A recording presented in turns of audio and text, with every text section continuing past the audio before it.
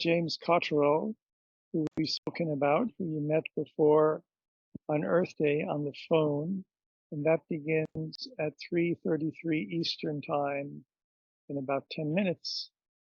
A warm welcome if you get this message and wish to join us. Thank you, Stuart.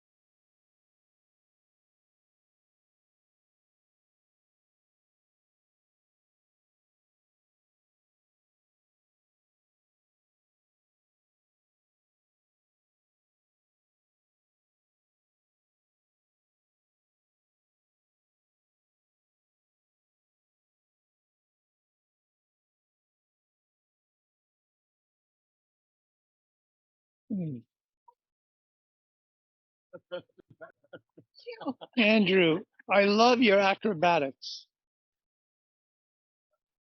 I love your acrobatics. I've been waiting for you to do that for us. There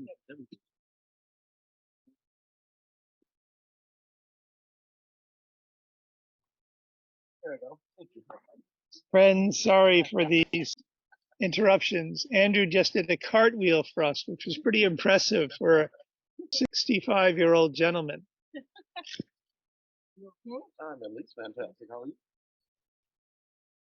Well, that'll keep his hot muscles in shape. Right. Hey, amen. So we start at 3:33 and just under 10 minutes, friends. We have our speaker coming. And we picked this time because 333 are numbers that have to do with Christ. So it's a reminder for us that two or more, what can happen when two or more gather.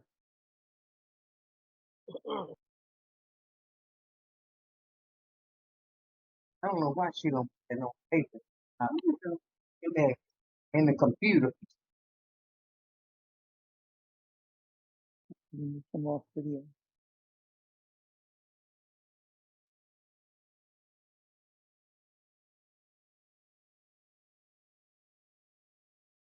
Good question.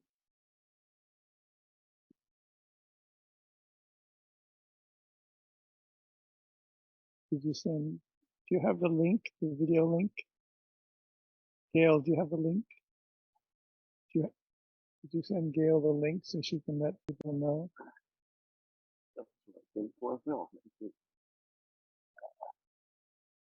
See, this is all I got.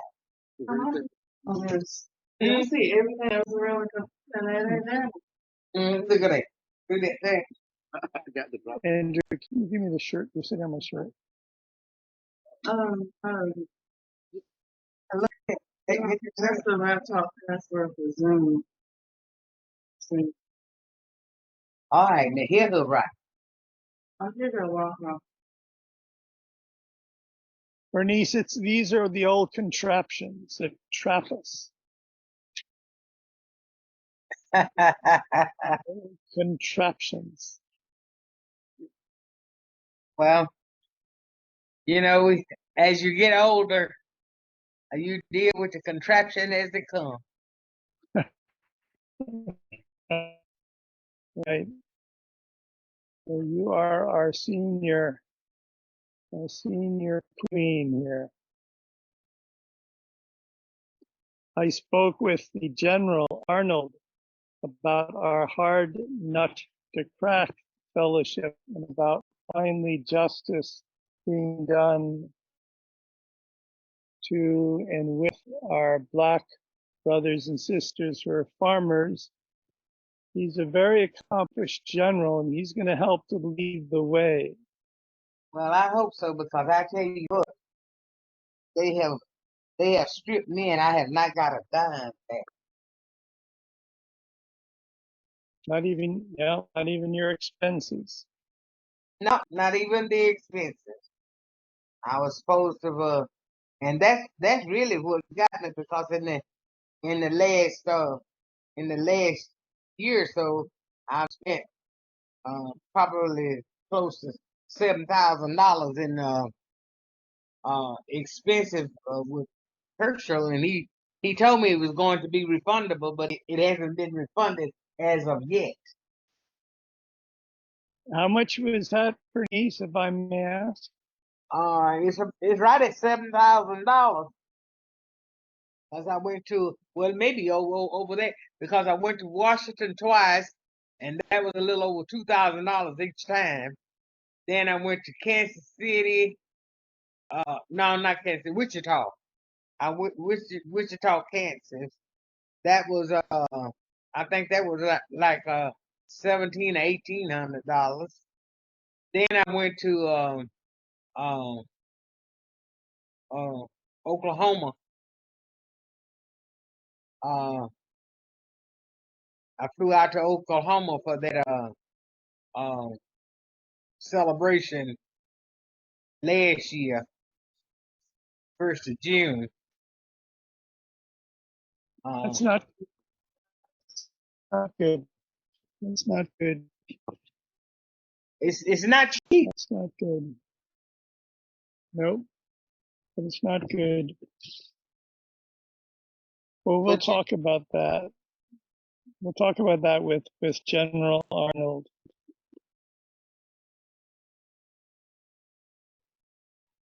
I think if we approach this nut in the right way, Bernice, and it won't be. I don't think it'll be hard to crack, but we have to be really wise as serpents and gentle as doves. Praise the Lord. I have always tried to keep that attitude, and I can do it pretty well as long as you don't mess with my children. When you mess with the children, then I get like a grumpy bear. But other than that, God has been, Mr. Stewart, God has just been so good to me. I dare not complain. I take the hard bumps and go on. Well, for someone who's experienced what you've experienced, to be able to say that is a miracle in and of itself. You may be too close to yourself, Bernice, to appreciate that, but your story is a very important story. Well, and told the right way, and we'll be told the right way, and we'll begin tomorrow evening. I think it's going to give courage to many, many, many young people. Well, God is there if we can learn how to take advantage of it. Most of us are so busy wanting to do our thing until we can't hear the voice of God. Yep. To hear the voice of God, you got to steal away. You got to be quiet. And you got to meditate. Yep. Yep. And in spite of what people say, he does talk to you. And Bernice, there are these magical words, abide in me, abide in me. We don't use that word abide very often. Because we don't understand it. Abide. Yeah. But you know, when you abide in God, then He will direct and He will protect. Yep. Now Yep. that was what Mr. Wallace and I talked about. Governor Wallace. Right. We talked about he wanted to know, well, if you was a child and had no supervision, then how did you make it? And I had to tell him I made it because I had God on my side.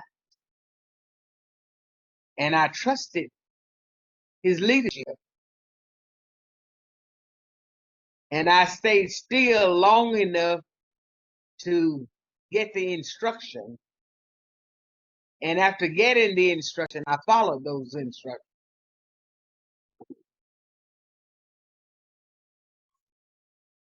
Bernice, we have our speaker who's joined us. This is a very important thread we'll take up tomorrow evening. Thank you. Okay. Thank you very much for sharing it. Yep, it's good to see you. We have one colleague who's about to join us. We have two Mohawk grandmothers here who are from Canada. Ah, Can you hear me? I can hear you breaking up on me, but yes.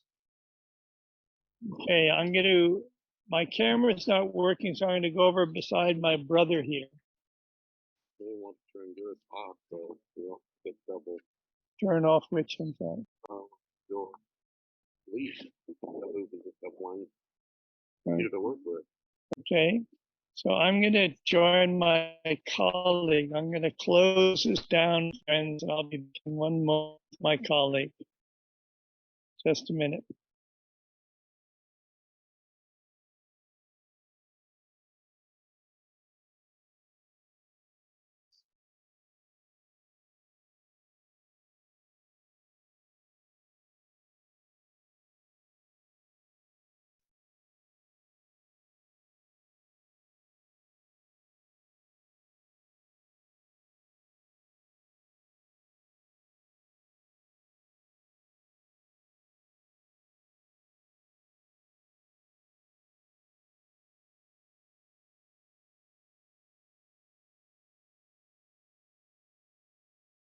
This meeting is being recorded.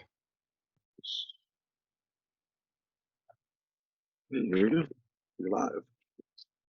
So, friends, can you hear me? Yes. We can. Good. So I want to say some introductory remarks, and then I'll invite everybody to say who they are. And then Chip, wonderful for you to share with us of your work. And then there will be questions after you've done so.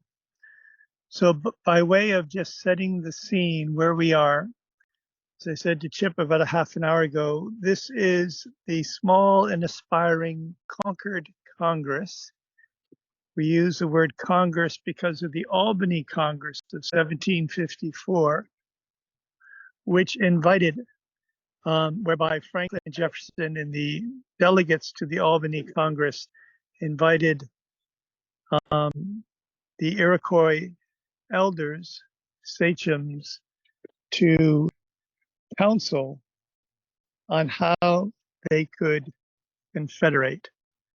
The colonies 12 plus 1 were a disparate and at times not a particularly fraternal group. Franklin and Jefferson and others recognized the genius, the wisdom of the Iroquois Confederation and knew they needed help. And so they invited them to come. Much of the counsel that was offered was taken, though we don't honor the Iroquois for that fact. But what was not taken, a number of things were not taken. One was the role of women in the Confederation. The women who bear life, were the ones who decided if their sons and husbands and fathers and brothers were to go off to war or not. And if the chiefs did not listen to the counsel of the elders, the grandmothers, then they were ushered out of their positions. So we had our war to end all wars, World War I, which did not occur. And for me, this all goes back to Ben Franklin's words after the massacre of Native peoples in Western Pennsylvania. And I'll read the fuller quote in a moment or before we conclude. But in uncharacteristically earnest words, old Ben with a twinkle in his eye said, "There will never be peace in this land." Otherwise, with a twinkle in an eye, was very earnest, said there'll never be peace in this land until justice is done to, and we would add, with the Native peoples. Since this is if not the leading land, I would say there'll never be peace. There may never be peace in the world until justice is done to the Native peoples. So Chip, who's with us, has quite a task, and he's, I believe, up to it. He has achieved the heights in the white man's world in the law firm Holland and Knight, and in the accounting firm Deloitte and Touche. But in weekends, he rolls up his sleeves and he works as an EMT, caring for people, helping people. But I think he's a providential figure. So we'll come to Chip in a moment, but I want to pass the phone around and invite those who are here to say who they are and to send greetings. And then Chip, we'd be glad that you start and speak of your efforts. And then there'll be questions. And while this is a small and modest gathering that will be nevertheless rebroadcasted, it's a beginning. 2 or more are gathered. So I'm going to go to my left to Grandmother Renee, and then we'll pass this around for people to introduce themselves. Dego, Gwego, Ganadisa youngest, Magazione, Magoniha. I'm speaking to you in the Ganagihage language. I was raised in the environment of Mohawk speakers. My grandmother, my mother's mother, is Kyoga Bear, and so she had married into the Mohawk family, and so I heard a lot of Mohawk language as I was growing up. I come from 6 nations of the Grand, the Iroquois Confederacy. We have made a journey to our homelands here, and it has bringing a lot of memories of our homes here.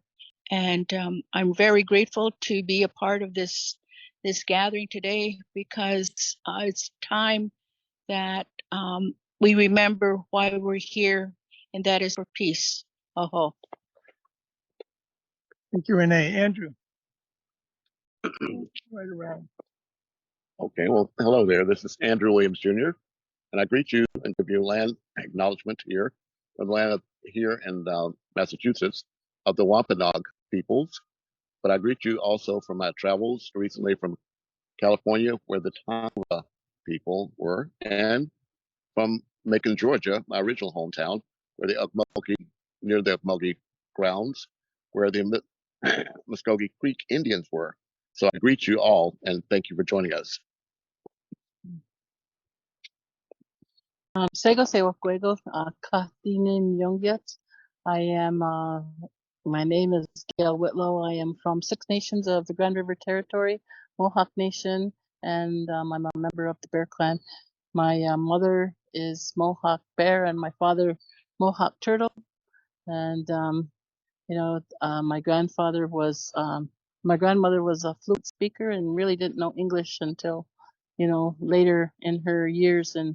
And the the message that that is I guess important is that language revitalization is of the essence, because the story of our people and the story of the land comes through our languages.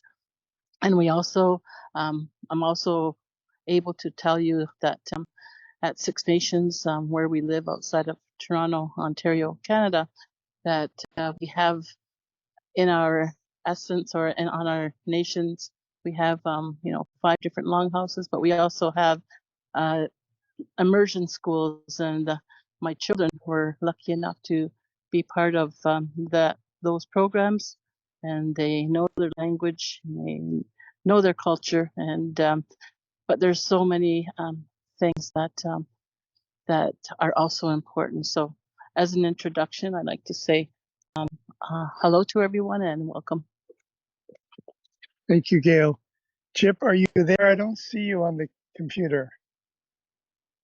You should be Good. able to hear and see me now. Now I do. Thank you. So I want to invite Bernice Atchison, Queen Mother Bernice, to introduce herself. She was just speaking of her conversation with George Wallace after he was shot. She was the first Black woman Governor Wallace appointed to the judiciary, and she was a kind of confessor for him. Bernice, would you like to introduce yourself? Yes, I am Queen Mother Bernice Atchison. I am the president of the FAU Smart Wise Reinvestment Coalition of Chilton County. I was a jury commissioner for 13 years, appointed by Governor George C. Wallace of Alabama. I represent the 66,000 denied Black farmers that was in the Pickford case. And it is an ongoing case as of this time. During the time of my commission as a jury commission from 1976 through 1993, I had a relationship with Governor George C. Wallace, who was the governor of the state of Alabama. And I had several occasions to sit down and talk with him about the incident of standing in the doors of Alabama's college to keep Blacks from entering during the segregation time. I also had privilege to talk to him about the time that he got shot. And he always told me that that was a necessary evil in order for God to get out of him what he had put in him from the beginning, which was to be a servant to the people and to serve the people and to know who he was and to learn how to have compassion upon humanity. And so he and I often sit down and talked about the trials of going through suffering. And we had a camaraderie in that pain of suffering. I suffered in a different way than he did, but my suffering was just as important as his suffering. So we talked about that on several different occasions, and it was just a pleasure to know him, even though other people gave him a harsh name, but they didn't know the real George Wallace. Sometimes we judge people without getting to know who they really are from the inside. We judge them from the outside. And God tells us, be careful of that judgment, because when we judge them, we also may end up in that same judgment or even harsher. So therefore, it taught me a great lesson just to know him and to be appointed by him, because he had faith that I could do it during a time of segregation. I yield. Bernice, thank you. Thank you. And to give due weight to your words Bernice shared with me this morning, that she was conceived in violence through rape. She experienced her mother brutally murdered at 8. And so she had to raise herself from 8 years old on, which she did. Amazing grace with the Lord. So Bernice, thank you. So as we turn to Chip Cotterill, and Chip, as we've been saying, this Concord Congress was purposely envisioned as being small as a seed, but vital. And so we have in the peoples gathered here, outwardly our skins are black, red, and white. We represent millions upon millions, and this we see is just the beginning. So with that, thank you for making the time and effort. The floor is yours. We look forward to hearing what you have to share about your efforts to bring justice now in Canada. And then I'm sure there'll be questions from those gathered. Thank you, Stuart. And I am humbled and honored to be in with you all here this afternoon. Special, very special, warm welcome to our friends from Canada and the Six Nations. I have had the pleasure of working with some of your colleagues and some of your fellow members on broad types of issues. My own background is through my grandfather as from the Osceola tribe in Florida, a really connection that I didn't know much about until a later part of life, much later part of life, shared with me by my father. Almost, I am embarrassed to say, as he was apparently did not want to talk about it. It was an incredible learning experience for me. I wish I could be there with you all to experience the gratitude and the warmth of this. Stuart has worked so hard to bring us all together.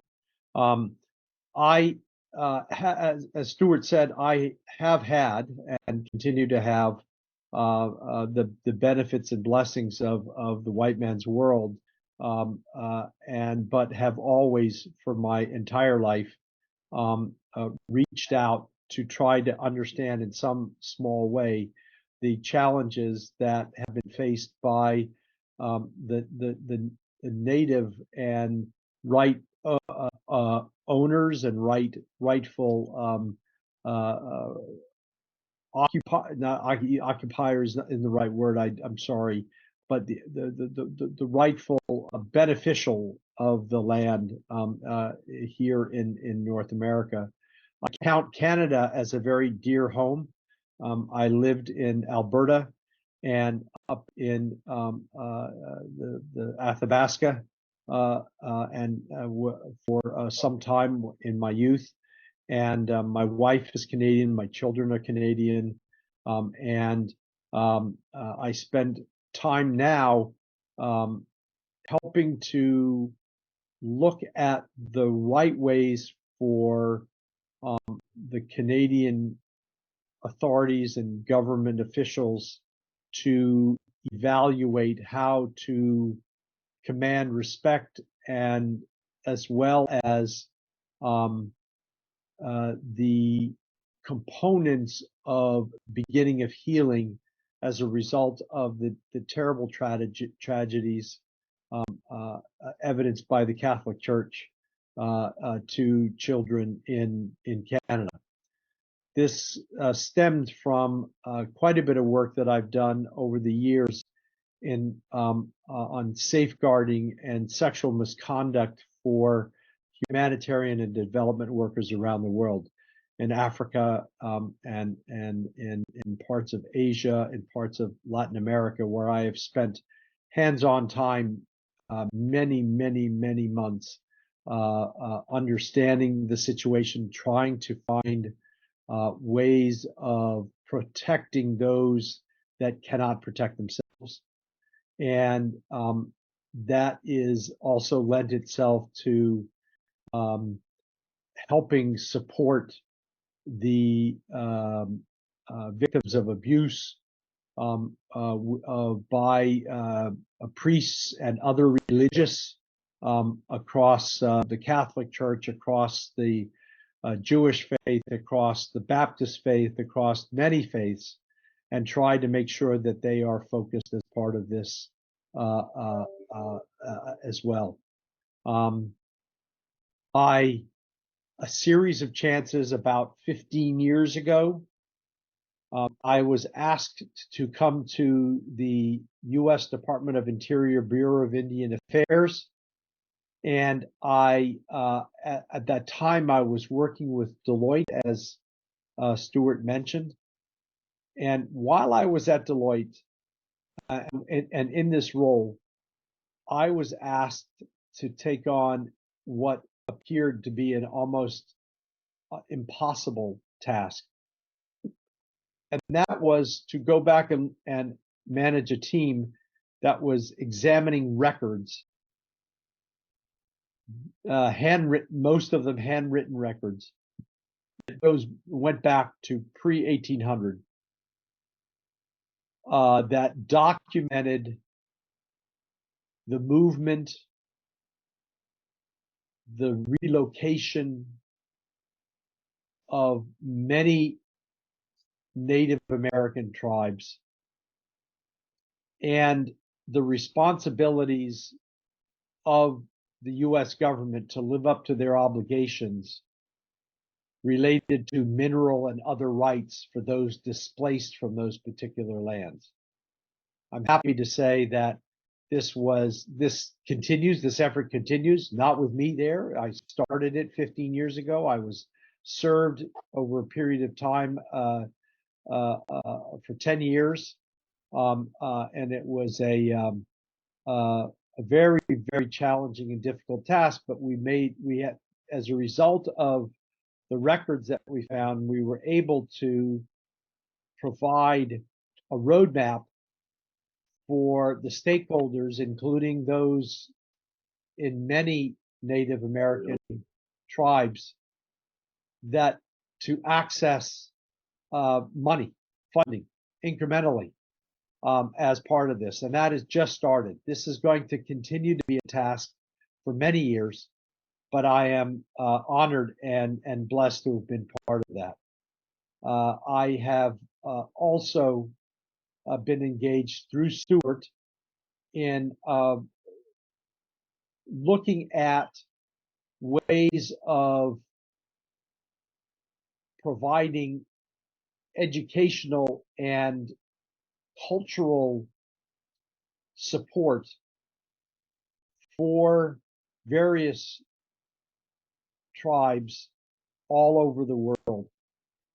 And I was very fortunate to have worked when I did at Holland and Knight, the law firm based in Miami, Florida, but that represents 17 different tribal nations within the United States and Canada in terms of the efforts of making change.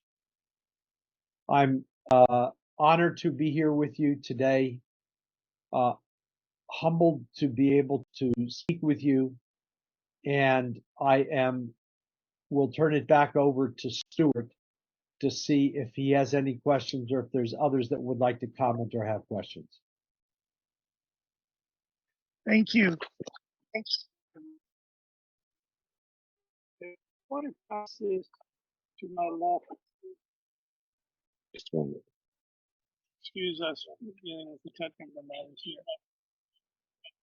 I'm going to turn my camera off because of the bandwidth limitations. Okay. Tell us when Andrew reaches us. Just a moment. Oh, you're the. Oops. I think you're now. Just a minute.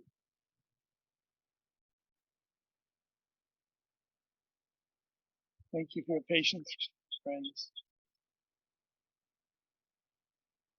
It's a blessing we can come together like this, but it's not always straightforward with the technology. One day we'll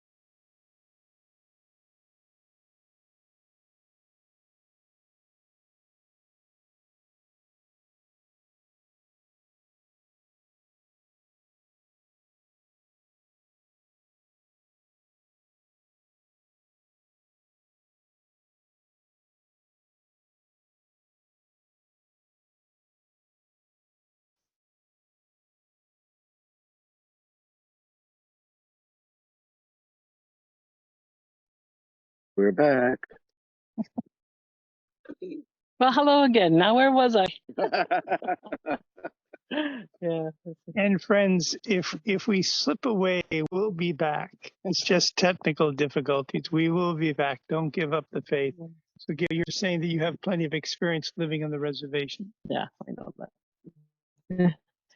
Yes. So living on the res, we live in real issues. It's not something that we have to like think about. We always have issues with water. We have issues with home repair. We have issues with basically everything. And part of the issues stem from the fact that when money is funneled through different organizations or different councils, most of the money doesn't get to where it needs to go. And so, as a reserve resident, we're forced sometimes to live less than adequate.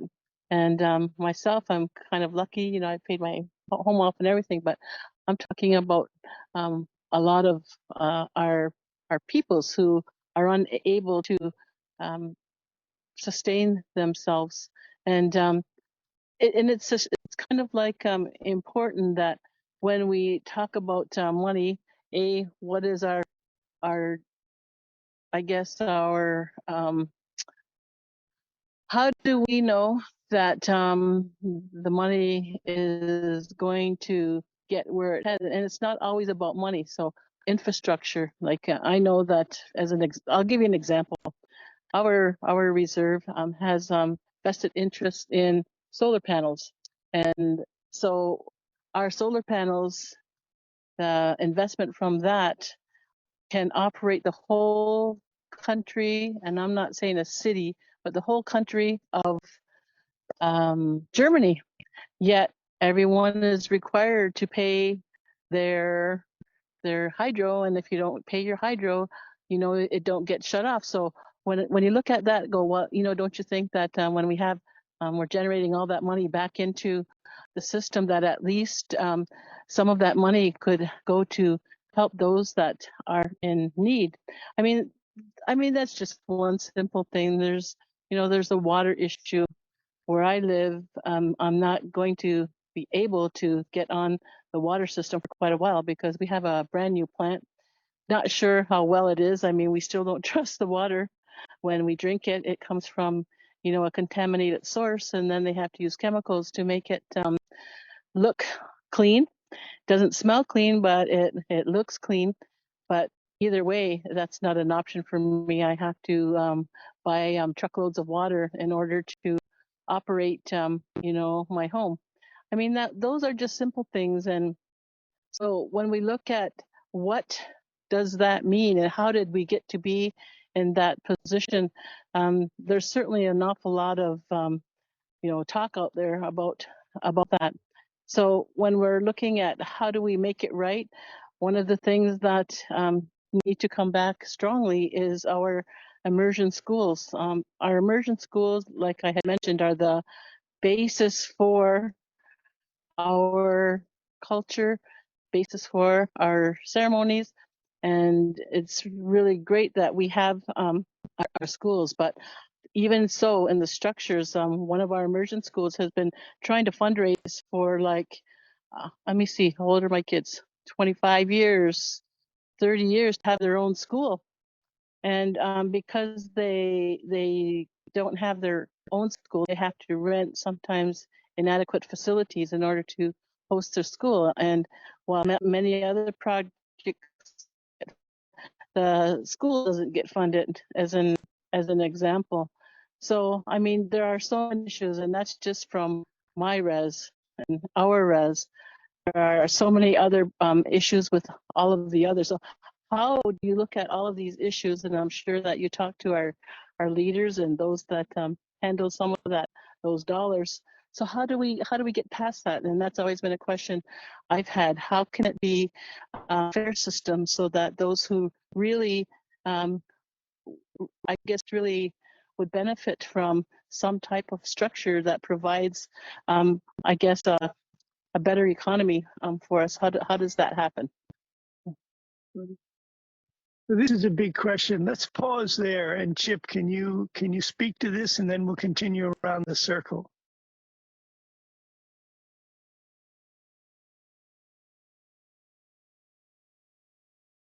Are you with us, Chip?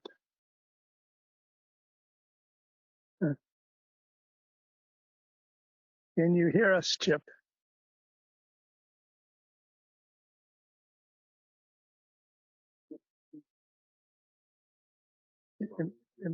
It may be a technical difficulty. Say again? Yeah, Bernice is here. Make your two things. Just We're not seem to rejoin. Susan is here, but I she cannot rejoin.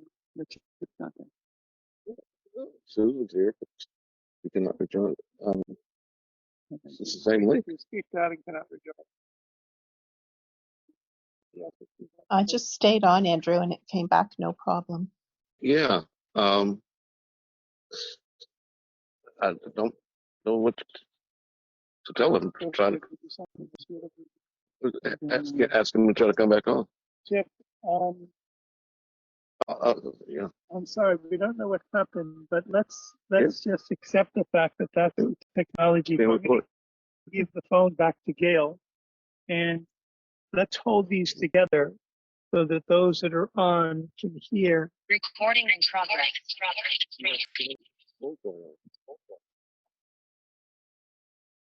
Yeah.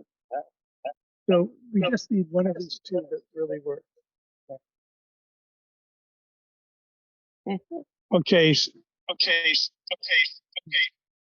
Just a moment. Yeah. Okay, so Chip, can you hear me? Yes, I can.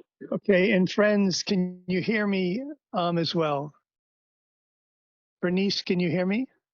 Yes. Okay, so we're going to Yes. try this way. I'm going to ask Gail. It doesn't hurt, if I may suggest, to say it again. She was talking about all the trials and tribulations, Chip, on her reservation and how the money never gets to where it's needed. And her basic question, but I'll let her summarize, is, can anything be done? Can anything be done? So if you hold them both, so you're talking to both. Oh my goodness. So Chip, how far did you hear in that conversation? I did get some of it, but it was in and out before it kicked me out. I apologize for that. Okay, yeah, so I don't know what you heard and what you didn't, but I mean, every nation has its issues. And there's two issues. There's on reserve issues and there's off reserve issues. So on reserve means that the infrastructure is, I guess, way behind the times, like still in the dark ages kind of deal. In a lot of cases, like no water, no basic needs are being filled. And I'm sure you're well aware of this if you talk to a lot of the different nations. But the other concern is also those that cannot live directly on the reserves either. They have to live off the reserve because they're not able, due to the fact that there's no land base or whatever, or they can't live in their communities because they have no access to land, and so they're forced to live outside of our communities. And so so just because they're forced to live off the communities doesn't mean that they're not entitled to some of basic needs as well. And people always have the wrong perception about us as Native people, thinking, oh wow, we don't pay taxes, we don't do this. But seriously, I guess you know better than most that is certainly not the case. So we have the issue of what's the best word for that? How do people look at us? What do they think when they see a Native? A lot of times it's there's this issue of discrimination, and that's actually a big issue that we all face.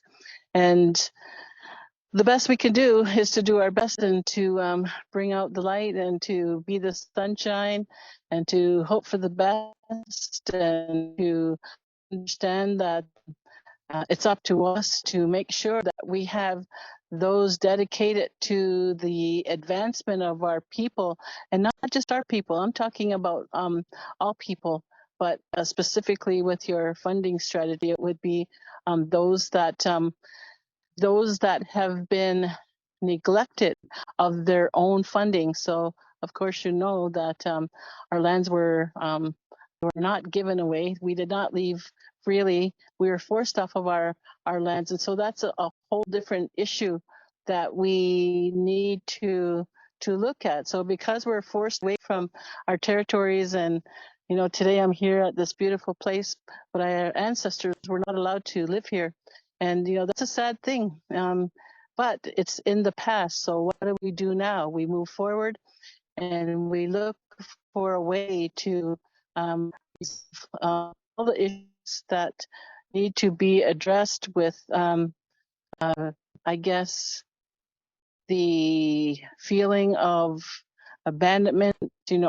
We have all the health issues. We have a high levels of different health issues because of the circumstances that a lot of our people had to face due to residential school, loss of culture, loss of family, our CAS systems, or I don't know, I forget what you call them here in the US, but the child welfare systems are less than adequate, and they target natives and those of color in a negative way. And our jails are filled with our people because they've lost their way. And so if you're looking at how does money fit into all of this? Well, that's kind of a question that I have. How does money play a part in all of this, and how does it help to raise the awareness of all of the issues that we face? Boy, there's a lot there. Thank you for that question. You've packed an awful lot. Yes. Into this, and I will try to define a couple of parallel paths. Money is not the only piece, but it is a very key and important piece to establishing the right kind of paradigm in all of these situations. It is a theme, and no surprise to anyone, I am sure, at that how this crosses a spectrum of responsibilities, authorities, and actually making sure that the right monies are getting in the right places to the right people's hands, people that deserve the need to help, not bureaucracy, not pieces. So and this is very similar to the types of questions we were asking 15 years ago when we started the project, for example, as it relates to the mineral rights in the Bureau of Indian Affairs. And there's a need to establish the right communication that is honest, that promotes trust on both sides, or how many sides there may be. Maybe there's 5, maybe there's 10 sides of a scenario. But so it's that building of trust, and you build the trust through communication. You build also the trust through action. And that's the second pillar, is you're looking at action. You're looking at action, whether or not it's at a local level, whether or not it's on the reservations themselves, to use this as an example, and or whether or not it's elsewhere, and defining the way that action connects with the communication is really critical. And there are there are many more instances, excuse me, of bad action than there are of good action. There are some good action. We always hear about the bad action. There are some good actions, but in general, they're few and far between.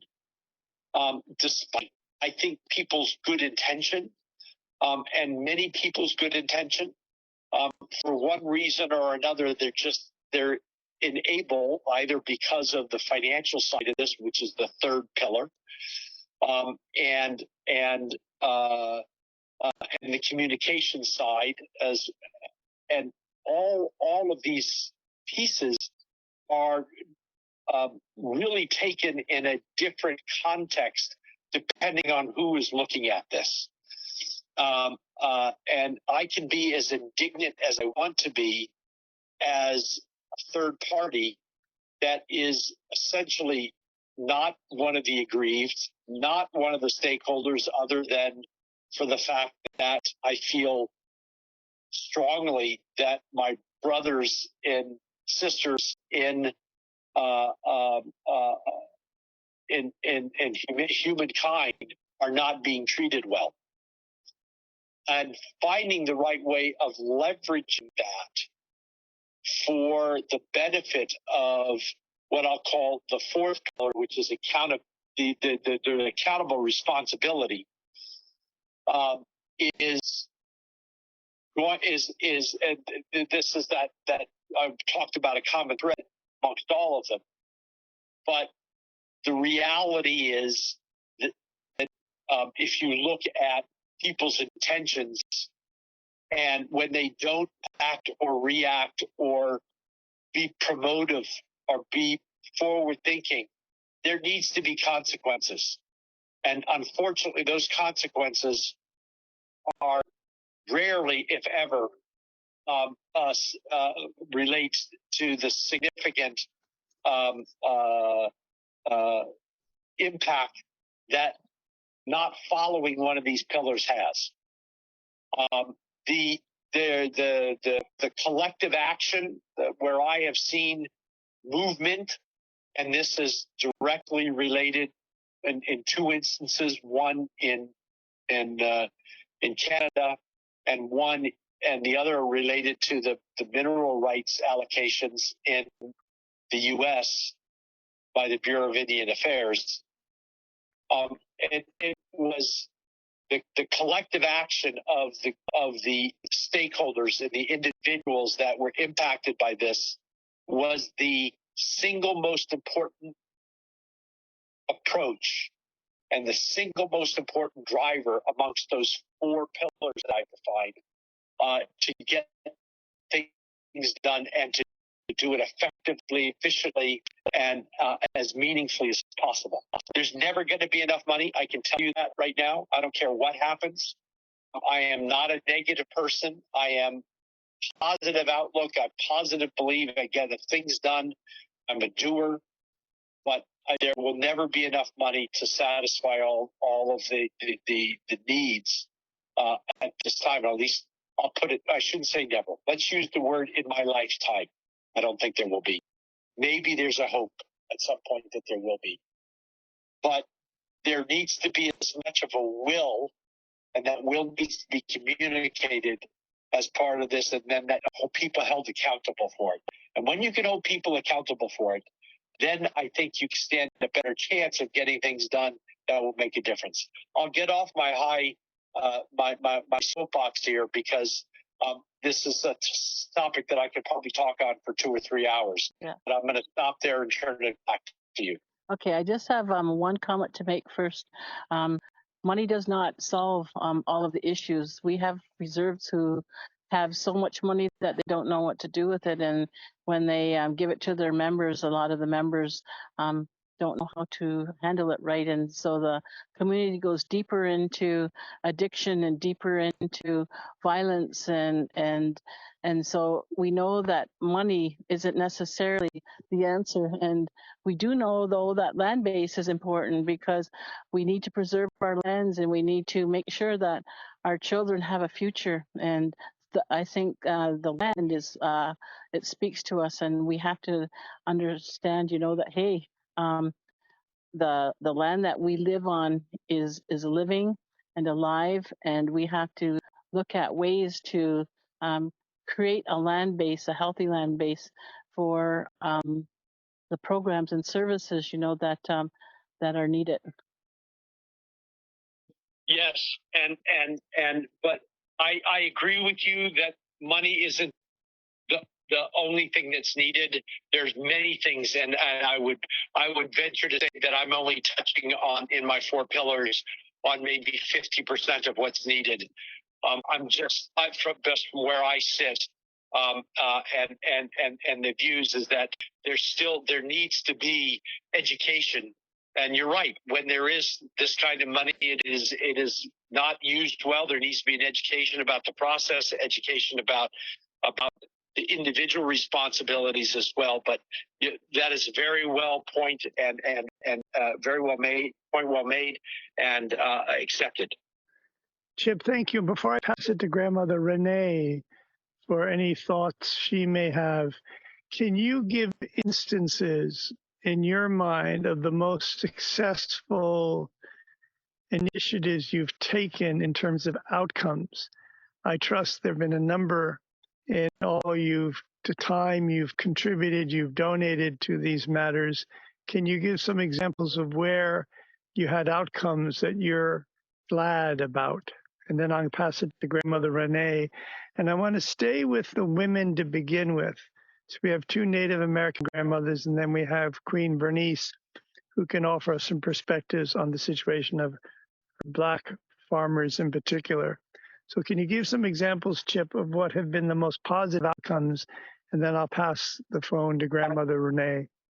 I'll do that, and I must tell you, Stuart, that I've got about 15 more minutes before I need to do take care of a family matter that is pressing. But I will. I'm happy to entertain the question. I'll try and stretch it as long as I can. My family is at the doctor, and I need to go and pick her up. But I'll give an example of this collective action, and parties reaching out to other sides to bring bits and pieces together. And I must admit that the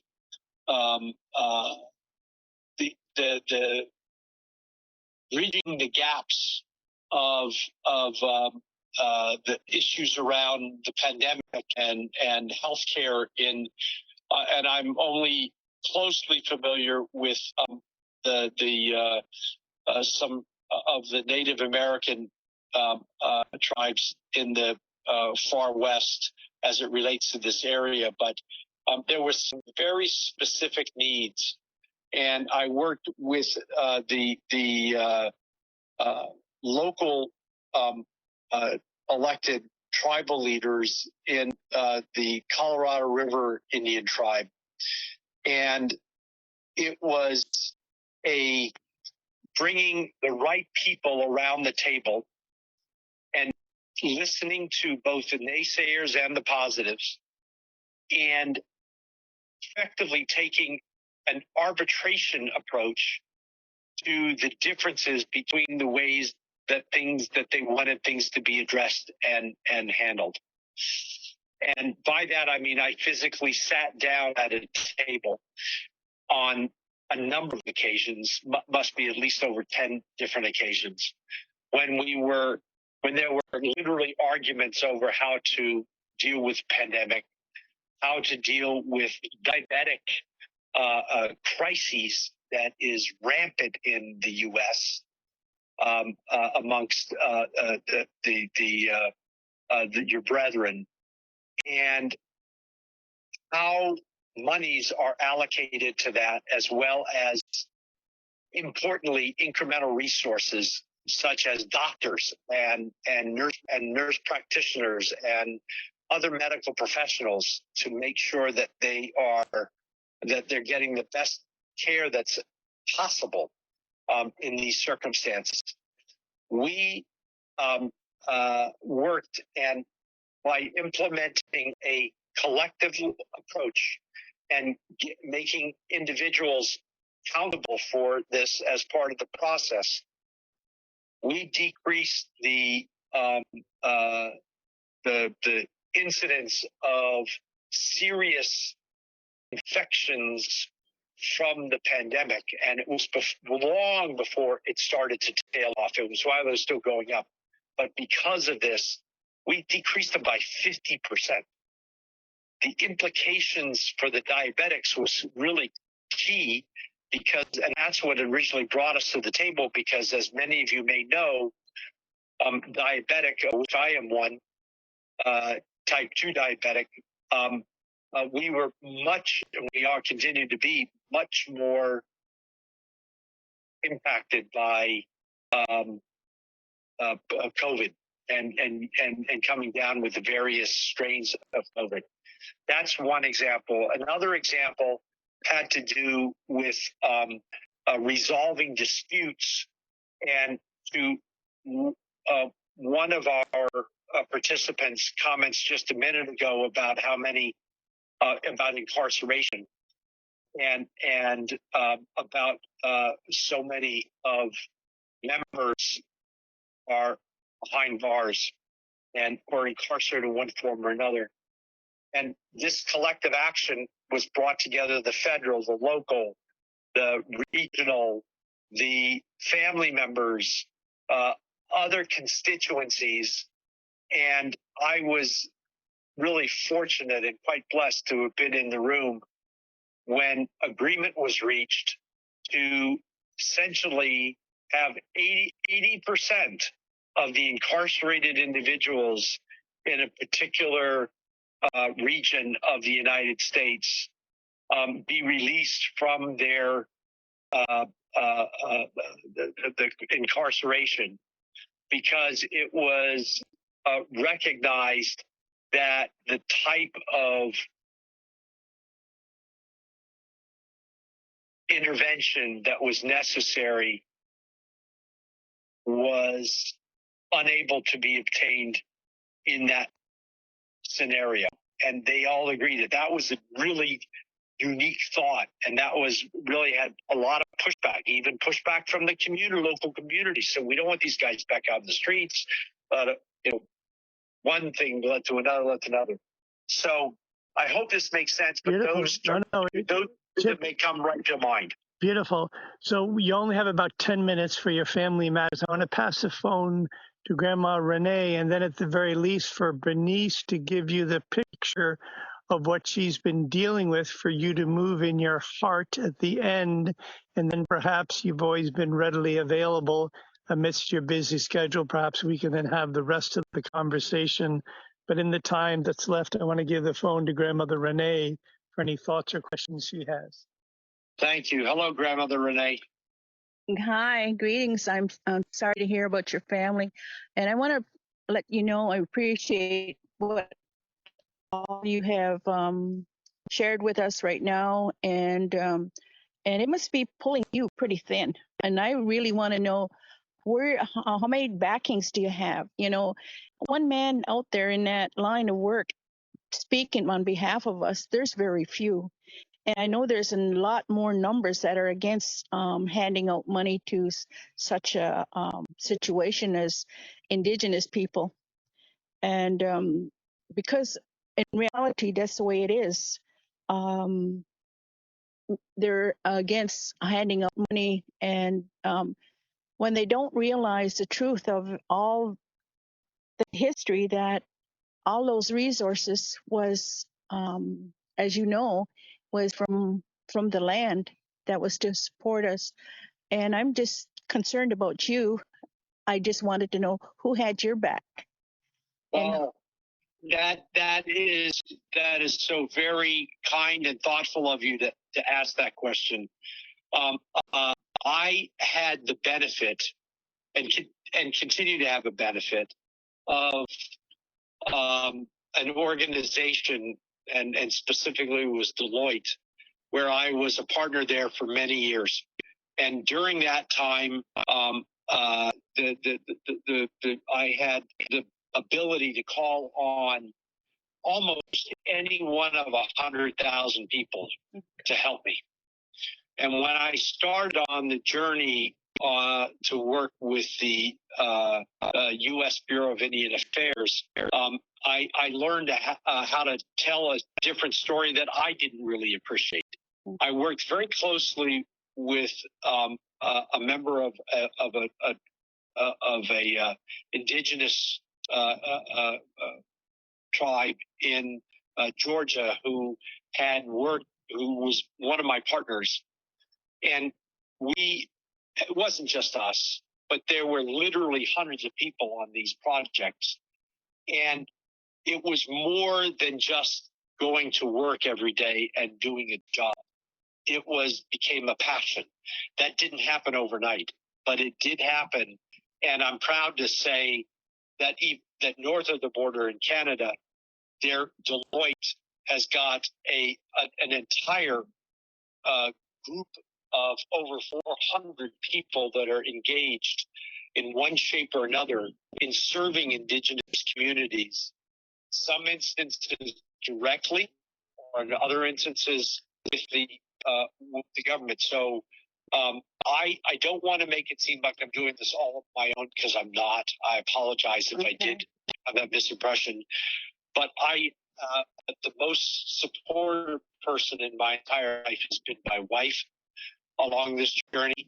She is a native Canadian, feeling very strongly, coming from Quebec, feeling very strongly about the wrongs that have been suffered in the world.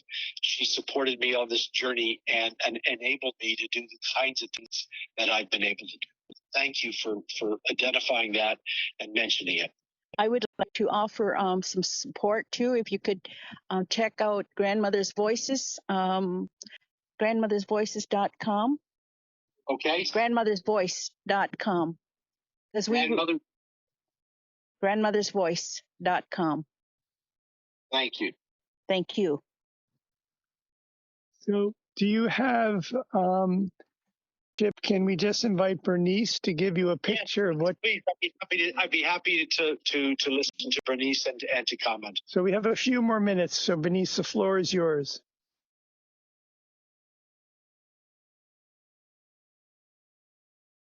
Thank you, Mr. Stewart. A little bit, can you speak a bit louder? I'm sorry, we want to make sure everybody can hear. Okay, thank you for this opportunity. I'm always glad to be a part of anything that is moving us forward.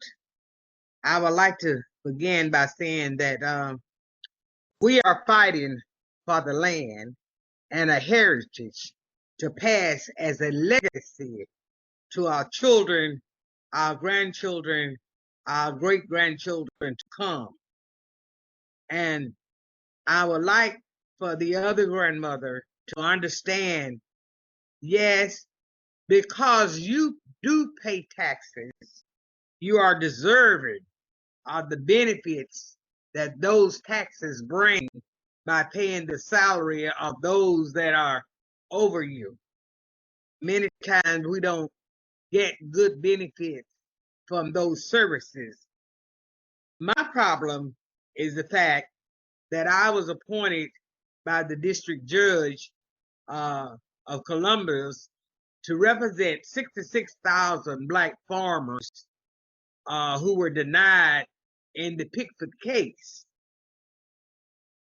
My other biggest problem has been not understanding how is it that a judge can do such a thing. Because he had the power to do it, he did it. He did not give me any legal representation to aid and assist me in trying to help these people. He knew that I were not a lawyer because I told him at the time that we were discussing the case that it would take a constitutional lawyer to be able to handle the debacle that they had put this situation in. He, as the judiciary of this case, had handpicked a lawyer and put over all of these people, and then allowed that lawyer to walk into his court and take away discovery. And when he allowed that, he tied the farmer's hand before the opening statement. I made that comment to him, and they have punished me every day since. And that's been 23 years I have lived under that punishment. Now, I am a farmer. I am a businesswoman. I own a forestry. And I aid and assist in our community, in our homes, in our state, and in our church. The facts has been presented to the court on numerous occasions, and those facts have been proven to be true by the court's own investigation.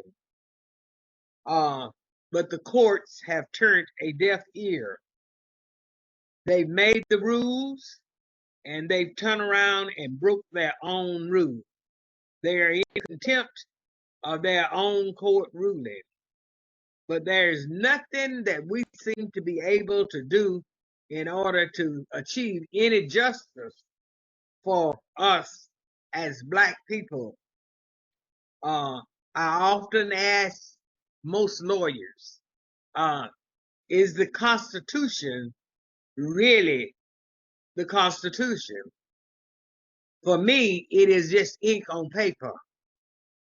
And the Declaration is just a contract that is meant to be broken or tweaked at any time from those that are in charge, because we don't get the services that the forefathers planted in there in the beginning. And of course, I understand that the forefathers really didn't mean what they said, that everyone was equal and had just rights, because they knew that they were superior over the Black, the brown, and the lesser color of people. And because they had that inferiority complex, they was not going to give up that money-making machine whereby they were getting rich. I wish that at some time that we will have a chance to sit down and discuss this in a more timely manner where I don't have to be in such a hurry. Thank you. Bernice, thank you very much. All I would add is Bernice has a farm and a forest, which she earned at the rate, I forget exactly, but about 80 cents an hour. She worked long, hard hours. She has a great goodwill and a belief in this country, but she also sees the flaws. So you've got to get to your wife, who hasn't been well. We started the conversation. We thank you that you've joined us at this end of this Concord Congress, where two or more are gathered in this vital seed. And we will be in touch with you to find ways, as your schedule allows, Chip, to carry on. Thank you, Stuart, and thank you all. Thank you for the expressions of support for each other, for various challenges that we each face in this. My challenges are nothing compared to the ones that you all have faced, and that your, as you say, your children, your grandchildren, and your great-grandchildren will continue to face, and hopefully we can do something on this process to amend that. But thank you, George, for this opportunity, and I hope everybody enjoys the rest of the time together, and I'll look forward to our next meeting. Right, and just before you go, Chip, Bernice, I know Chip well enough that he will take to heart what you said, and although the timing wasn't as extensive as we would have hoped, we will take up this thread. So thank you. Thank you, Bernice, and he's right, Stuart's right. Good. So that's everybody who wishes to stay. Chip needs to go, but everybody else, we will conclude the Concord Congress with those who are here. And I'd like to propose that we invite those who are here who haven't yet spoken. So Andrew suggests we begin with Susan, if you're there, Susan, to offer any thoughts you have, and then we'll pass it around to others who may be with us on Zoom, and then we have two brothers who are here in person to invite any comments they have on this fledgling seed of the Concord Congress. So Susan, are you there? And if so, would you like to offer any thoughts? I'm here. Thank you, Stuart. Just humbled to witness what you've initiated and holding space for that and listening deeply. So thank you for including me. And it feels as if the seed has been well planted in the Ikamush, as I was interested in the conversation the grandmother Renee was having about how the money cannot get to the tribes, and if there's a connection between the vision of the women deciding who should go to war and what wars they should go to. And so if we look at this process as a bit of an uphill battle, although you know how I feel about battle analogies, but that aside, I think also, is there a need to take counsel on what the priorities are from the reserve itself and from the matriarchs of the reserve lands? And it's always been frustrating to me to repeatedly hear in this day and age that we can't get fresh water onto reserves. And I don't even like the language that says we can't, but we choose not to do so. And also thinking about young people and schools of trade, and can those be tapped as a resource to start assisting at the ground level to resolve some of these issues? So those are just thoughts that came as I listened to people speak. How are the requests for assistance coming from the source and being prioritized by the source with conceptualization of how to do it in a good way? Would that be a turning point for what has caused the block between the flow of people wanting to support and the support getting to the source? Well, thank you. Thank you, Susan. So I'm going to pass the phone around to Arthur, and we'll go around the circle, and then we will draw this Concord Congress to a conclusion. Any comments, thoughts?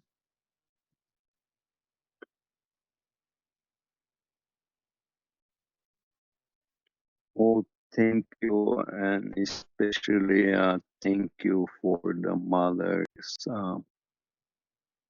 being here, because they have always, no matter what men and states and institutions have done, the mothers cannot help it but stand for life, for the children, for the coming generations.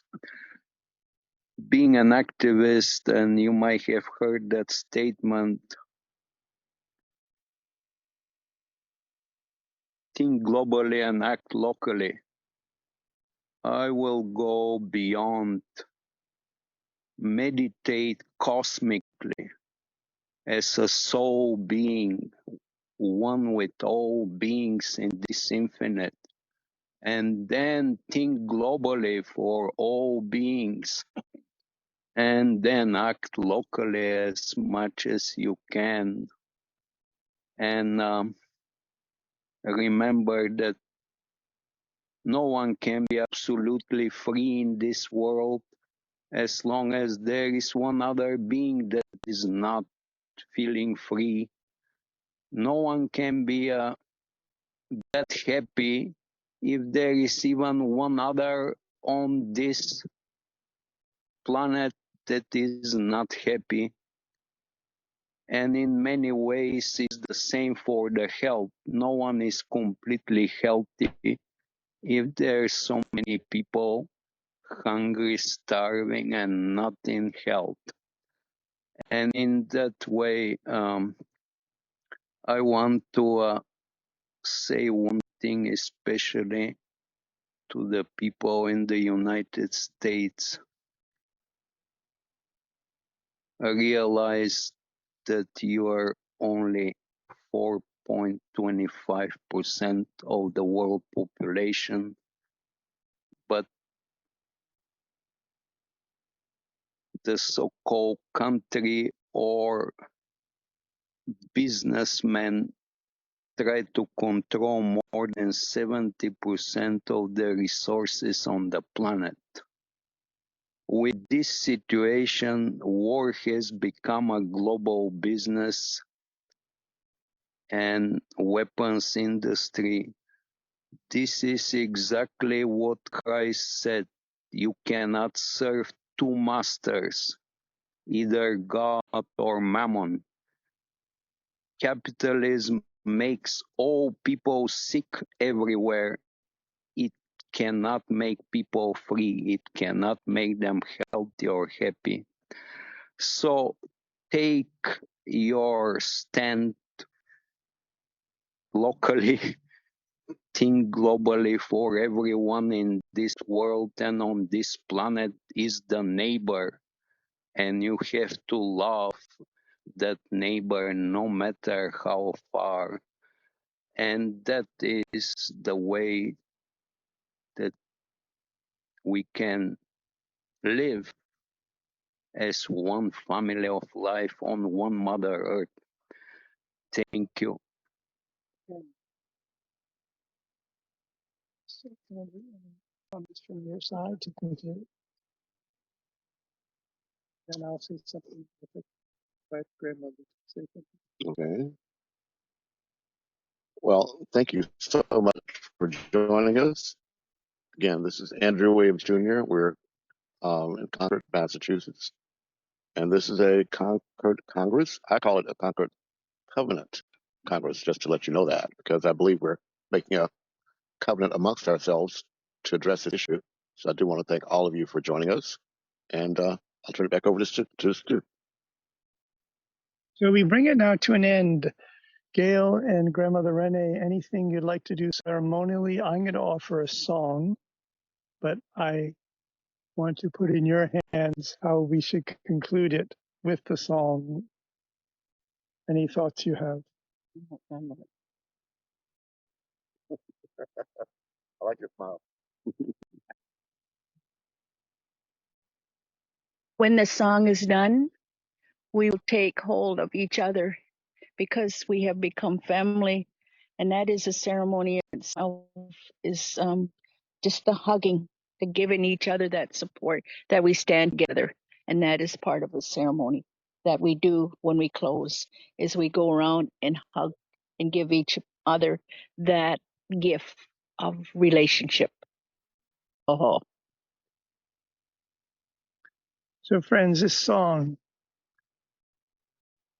is part of or connected with this vision of a new all-American anthem, not to replace the national anthem for those who want the bombs bursting in air, and if I may suggest, certain verses that really bespeak a racial unfortunate reality.